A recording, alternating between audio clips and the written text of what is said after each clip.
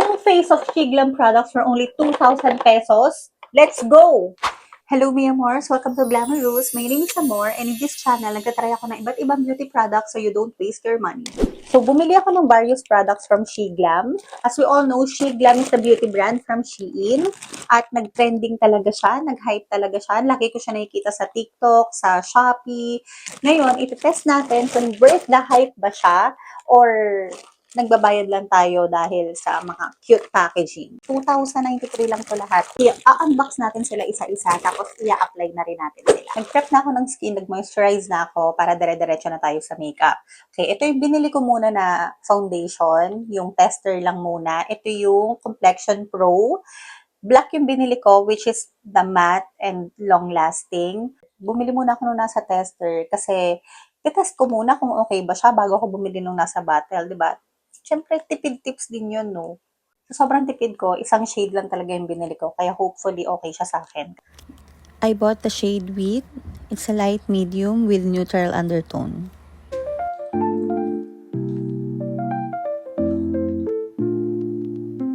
Oh, wow. Okay. Sige. Ang kinis nung side na to. Bet. Ang ganda. Kahit sa personal. Okay. Gusto ko siya. Okay. Ito. Check. With.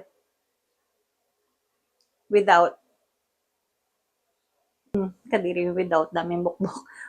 Ayoko masyadong basang-basa yung brush. Kaya dito pa lang sa kamay ko, ini-spread ko na siya evenly.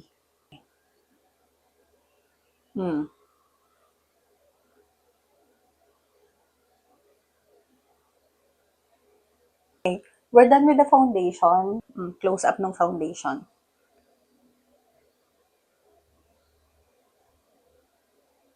Takpan naman niya yung mga dark spots natin sa face. Yan. Okay. Perfect.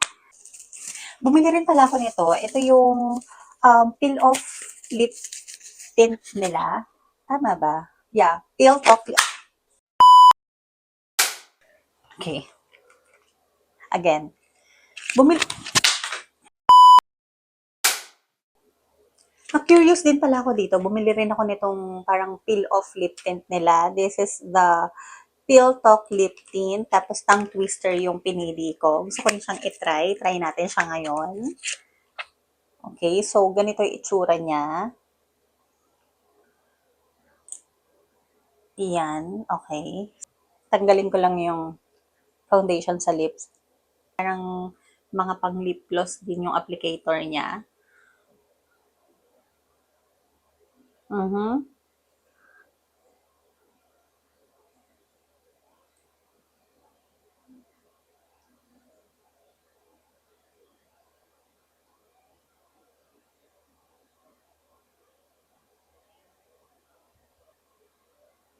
First time ko mag-try na.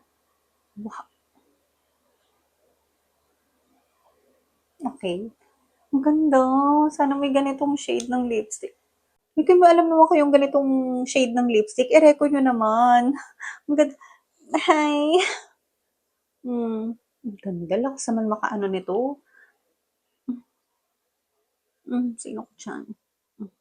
Sige, parang ayoko na siya i-peel off, pero malagkit siya. I-wait lang natin siya mag-dry, okay? Tapos, move on na tayo sa concealer. So, ito yung Shiglam concealer naman. Try natin siya. Pinili ko yung shade Sand. Ito yung shade Sand. Okay. So, dito ko lang siya ilalagay. Ay, wait. Dito. Tapos, hahayaan ko lang muna siya dyan. Mamaya ko na siya i-blend. Gusto ko lang na ipakita sa inyo. Nag-set siya sa fine lines ko dito. Yung smile lines ko. You know?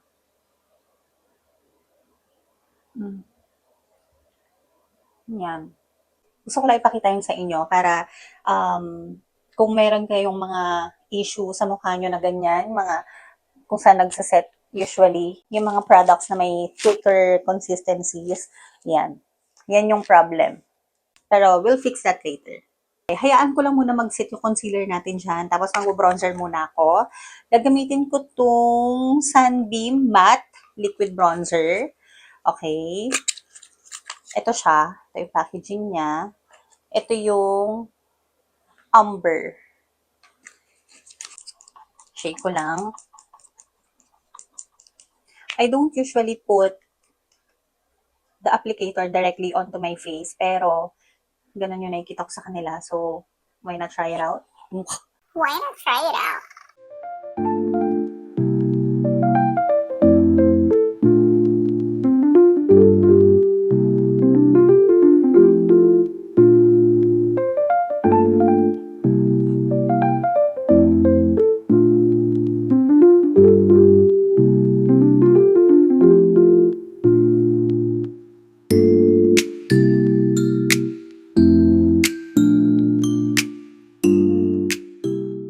And we are bronzed.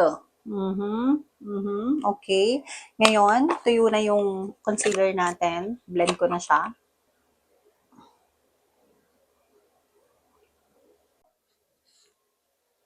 Diba? Kanina, panda eyes. Ngayon naman. Whatever is left in the brush, I'm bringing it here sa eyelids. Siya na yung anong tawag doon? Pang base ko sa eye makeup natin mamaya. Tapos, since ang weirdo ng itsura natin ngayon, babalik lang ako dun sa foundation brush na gamit ko kanina para i-blend ko silang dalawa. Yan. Ay, natanggal na siya. Okay, so, wow. Okay. Okay, madali lang siya i-peel off. Ginanyan ko nga lang siya. Pagka ganun ko, na-peel off na siyang kusa.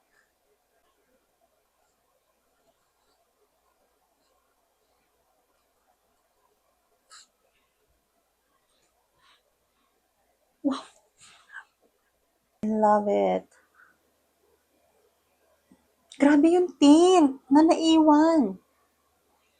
Ang tanong, how long will it last? Ngayon, punta naman tayo sa blush. This is my favorite, yung mga blush. Okay, ito yung blush. Super cute din ito. Excited ako dito. Hindi ko na maalala kung anong shade yung pinili ko. This is Hot Topic. Okay, ganito siya. Ito yung itsura niya. Yan. Tapos, same lang siya ng packaging dun sa bronzer na ginamit natin kanina. So, ilalagay ko lang siya dito. Gusto effect na to sa akin. Blend natin.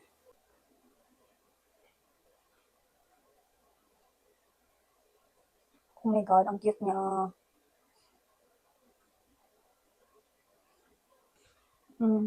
Cutie. Sino dyan?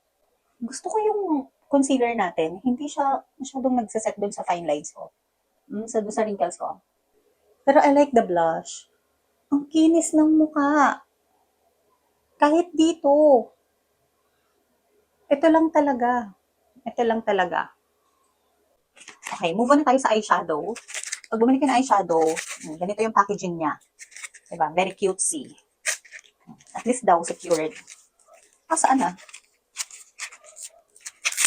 Ah, very cutesy nga ni. Ganito lang pala. Alam ko medyo mahaba.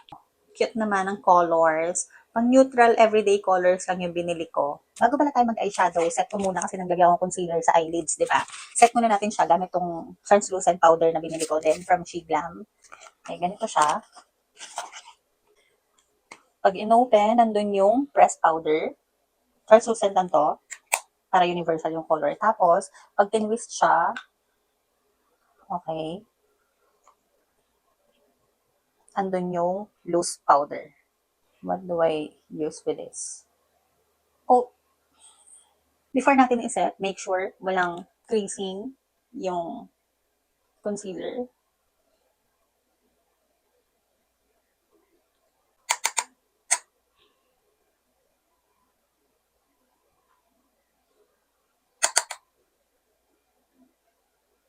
Sa swatch ko sila isa-isa.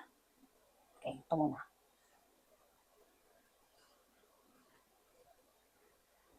Wow. There is pigment.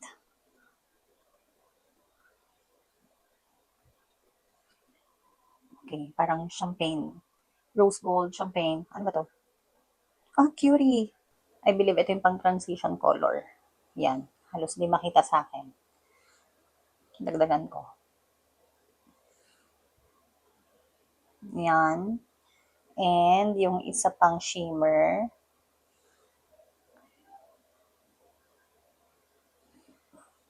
Yan. Ayan sila. Mag-start ako dun sa transition color natin. Ito yung more on natural color. Yan, yung closest sa skin tone mo.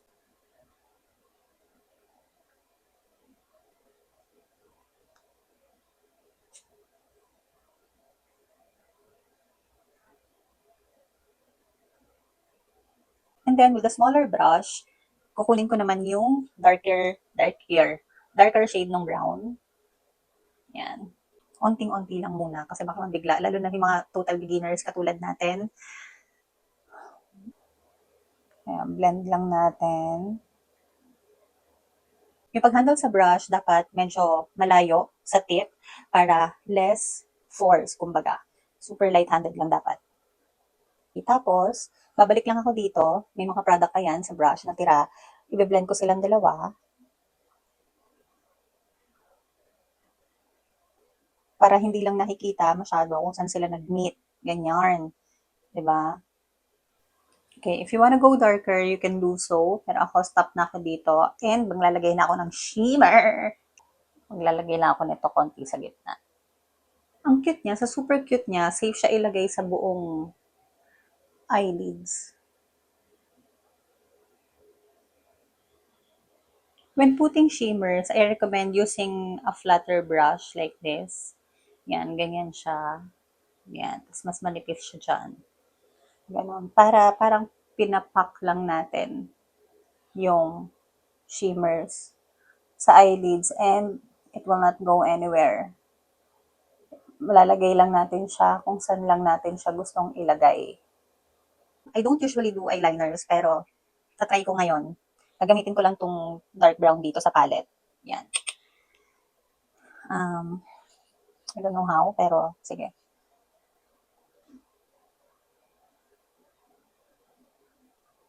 Oh my God, ano yun? Ano yan? Ako.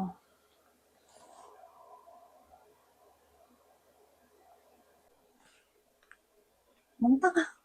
Ano yun? Ayoko na. Ano yan? Ano yan? Ayoko na. Bakit hindi ako marunong mag-eyeliner? Ano bang dapat? Ano bang tama? Oh my God. Ano yan? What the freak? Hindi ako mag-eyeliner. Ayoko na. Blend ko na yan. Ayoko na. Tanggalin ko na lang. Nainis ako. Try natin to. Ito yung pang shadows nila. Yan. This is the Airy Tinted Volumizing Brow Mousse. Sige, try ko.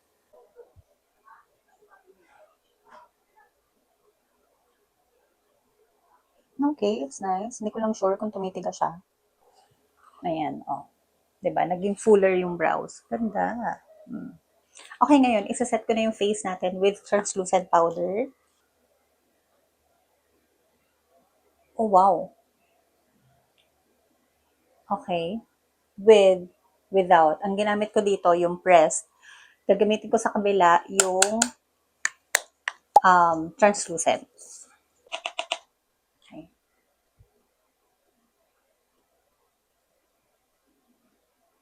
Ang kinis din.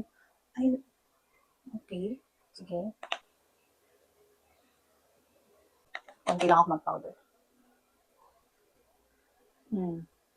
Wala nang shine. Nice. I love it. In fairness sa Shigla, magkano lang to?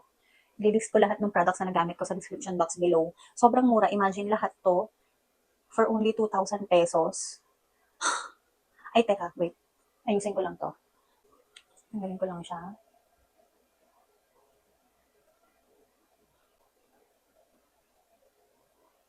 Okay, yun lang. Nabura siya. Tapos, ang gagawin ko, i-blend ko na lang using this concealer brush. Para mas forgiving yung formula ng concealer nila sa mga lines. Tsaka ko ngayon isi-set with powder. Gagamitin ko yung loose lang.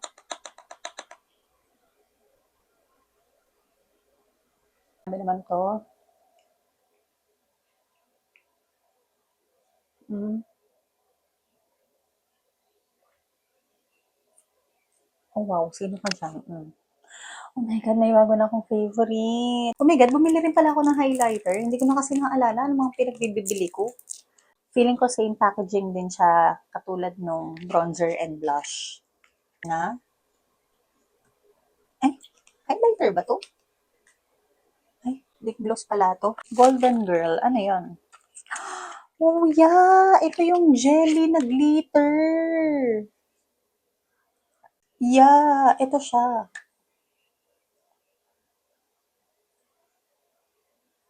Jelly nga ba siya? Parang hindi naman. Sige, try natin dito naman sa kabila.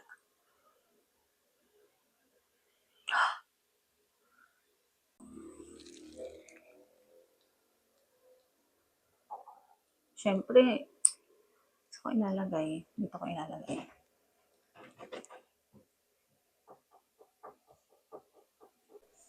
Oh my God.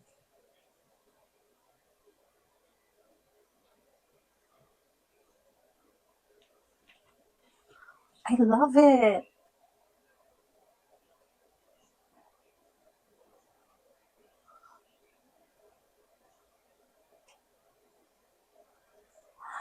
This is it. This is the one I'm looking for. Ang ganda ko! Ang ganda ko, baby! So, ah. Now, try natin takpan yung lips natin. Kahit putok na putok siya. Gusto ko talagang itry ito. Lipstick and liner duo. Yan. Okay, try ko siyang tanggalin ng micellar. Okay, pwede na yan. So, ganito yung itsura niya. Yung isang side, okay, I believe this is the lipstick. Tapos, ito, yung liner. Ito, hindi ko masyadong bet yung packaging kasi para lang siyang laruan. Para lang siyang yung mga nabibiling highlighter sa National Bookstore na cute yon. Parang ganun lang yung packaging niya. Pero, tignan natin yung shade at yung feel niya sa lips.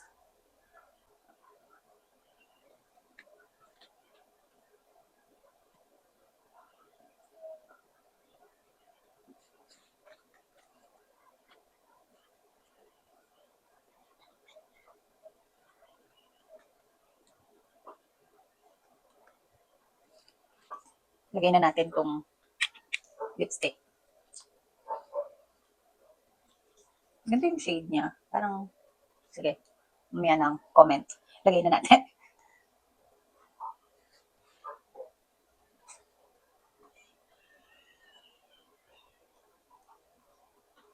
Oh my God.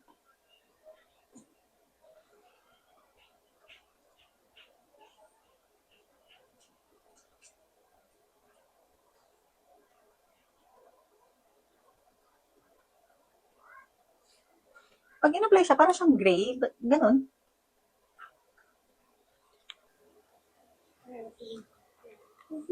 Parang, emo.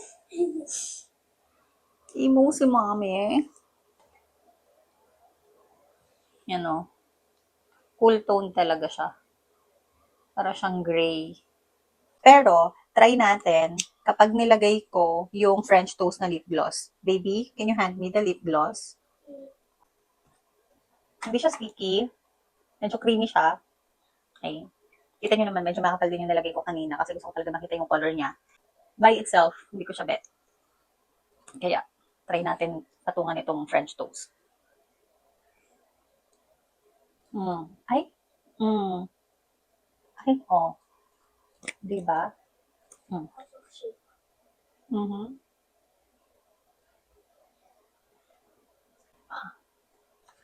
Sino ka dyan? Yun. Diba? Nabigyan ng hustisya. Sa next video, tatry natin siya without anything on the lips. Or baka pwede yung lip liner lang, tapos ito, diba? Try natin. Ah, ganda. Ang ganda ko. Ang ganda naman yan. Ha? I'm gonna sleep, baby. I'll just finish the look, tapos babalik ako for the final look. Okay, so there you have it, Mia Morris. Ito na yung full face natin using only Shiglam products. So far, I'm so happy with how it turned out. Dami kong favorite. Parang lahat. Yung foundation, okay naman din siya. Na-fix naman siya. Hindi na ganun ka, kalala yung wrinkles natin dito. Pero meron talaga eh. So, okay lang. Nangyayari talaga sa akin yon. So, okay lang yon. Ano bang pinaka, number one? Syempre, itong lip, yung, yung Real Talk lip tint nila. Favorite ko. Ang ganda niya. As in, parang, kung for everyday, di ba, hindi ka talaga magre-retouch, tapos gusto mo natural looking, bibili lang ako nung natural shade nito. Talaga, gagamitin ko siya everyday. Ito talaga. Favorite ko to. Second favorite ko, itong concealer. Kasi, hindi siya drying sa under eyes ko. Hindi niya na-highlight yung wrinkles ko under eyes. So, gustong-gusto ko siya. Kahit naset siya with powder, smooth siyang tignan. At yun yung nagustuhan ko sa kanya. Gusto ko din yung bronzer and yung blush. Easy to blend, though napansin ko medyo mabilis siya mag-dry. So, kailangan pagka-apply mo, i-blend mo na siya agad. Pero, super cute yung shade. Tama naman doon sa mga description nila doon sa site. And nagustuhan ko rin itong lip gloss. Itong French Toast na shade specifically. Gusto ko siya. Also, ano pa ba? This one.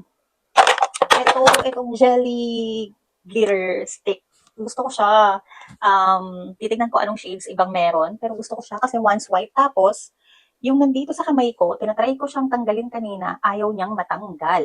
Of course, itong eyeshadow palette, easy to work with. Pigmented din siya. Sobrang mura lang nito. I just forgot how much. Pero, so, imagine mo, 2,000. Lahat to, hindi siya halatang full face na 2,000 pesos lang ha. Imagine, yung cost nun, kulang ka para makabili ka ng isang foundation sa MAC. Diba? Magkano mga foundation sa MAC, sa Rare Beauty, sa House Labs. Diba? Like, yung sa Shig lang, full face na yung magagawa mo with only 2,000 pesos. Diba? Perfect siya, lalo na for beginners. Tapos, nagbe-build pa lang kayo ng starter makeup kit nyo. Walang ibang ganon. Kahit sa na ibang mga local brands, wala kang makikitang ganon kamura. So, na maganda. I can say maganda kasi nilagay natin siya, tinest natin siya. Kung gusto nyo i-wear test natin siya sa init dito sa Pilipinas, gagawin natin yan. I-comment nyo lang sa baba kung yes or no, gusto nyo yung video na yon. Okay, so that's it, Mia Mors. Hopefully, nag-enjoy kayo at somehow may natutunan kayo sa video na to. Kung naging helpful sa inyo tong video na to, please give it a thumbs up. Kung may mga products kayo na gustong bilhin pero hindi nyo pa mabili kasi nagda-doubt kayo kung worth it ba or sayang lang pera, comment nyo sa baba para itatry ko muna and you don't have to waste your money. Thanks for watching, Mia Mors. Stay glamorous, Mia Mors. Bye!